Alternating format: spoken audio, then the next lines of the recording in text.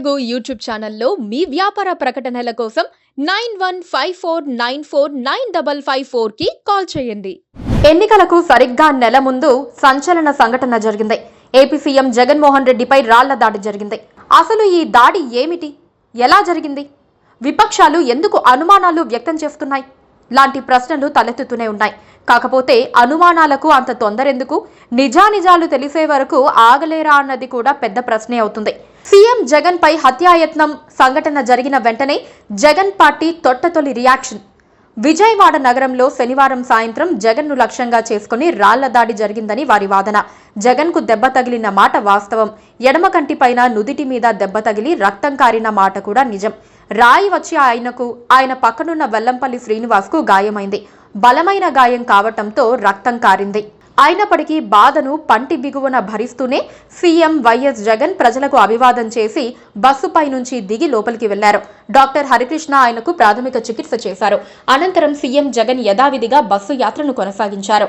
కాగా ఆ వస్తువు పదును, వేగాన్ని బట్టి అది రాయి, గ్రానైట్ పలక, పెల్లెట్, ఎయిర్ బుల్లెట్ ఏదైనా కావచ్చని నిపుణులు వ్యాఖ్యానిస్తున్నారు. సీఎంపై దాడికి సంబంధించి పార్టీలు తలో మాట మాట్లాడుతున్నాయి.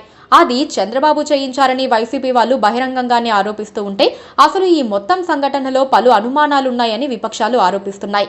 ఆ ఇద్దరు రాజకీయ లబ్ధి కోసమే మాట్లాడుతున్నారని ప్రత్యేకంగా చెప్పాల్సిన పని కూడా లేదనుకోండి. సీఎం జగన్ పై ఎయిర్ గన్ తో హత్యాయత్నం చేసి ఉండొచ్చని అంటున్నారు.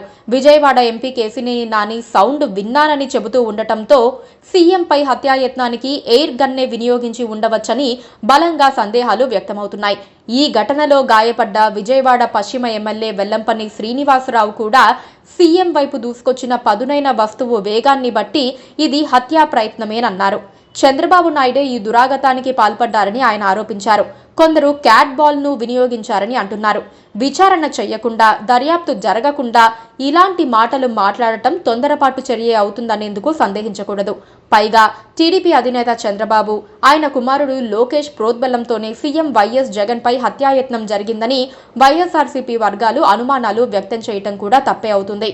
ఇక తెలుగుదేశం సోషల్ మీడియా తన వంతుగా కొన్ని అనుమానాలు వ్యక్తం చేస్తోంది. సీఎం రోడ్ షో సందర్భంగా పలుమార్లు విద్యుత్ సరఫరా నిలిపివేయటంపై సందేహాలను వడ్డివార్చింది. ఖచ్చితంగా జగన్ నుదుటికే రాయి ఎలా తగిలిందని ప్రశ్నిస్తోంది.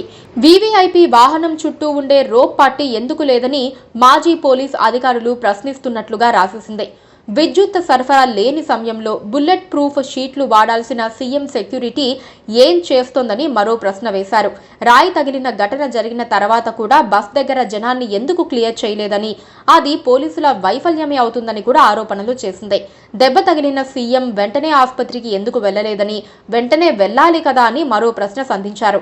స్వల్ప గాయమేనని ప్రభుత్వాసుపత్రి వైద్యులు చెప్పినప్పటికీ హత్యాయత్నం లాంటి పెద్ద పదాలు ఎందుకు వాడుతున్నారంటే మీడియా వర్సెస్ మీడియా వార్కు తెరతీశారు. జగన్ పై దాడి ఎందుకు జరిగింది, ఎలా జరిగిందని నిజానిజాలు తెలిసేందుకు కొంత సమయం పట్టొచ్చు. ఈలోపు అనుకూల వ్యతిరేక కథనాలకు కొదవ మాత్రం ఉండదు. ఇప్పటికే కోడికత్తి 2.0 అంటూ సోషల్ మీడియాలో ఒక వర్గం ఊదరగొడుతోంది. వాళ్ళు ఎందుకంత తొందరపడుతున్నారో ఎవరైనా అర్థం చేసుకోవచ్చు.